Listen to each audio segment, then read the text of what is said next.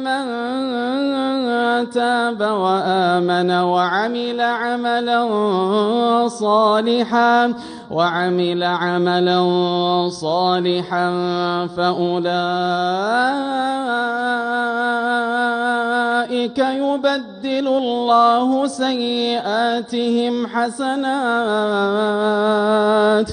فأولئك يبدل الله سيئاتهم حسنات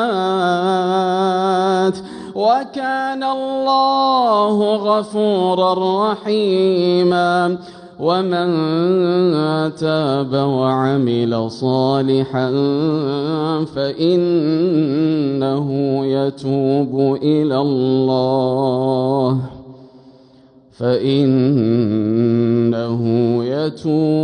إلى الله متابا.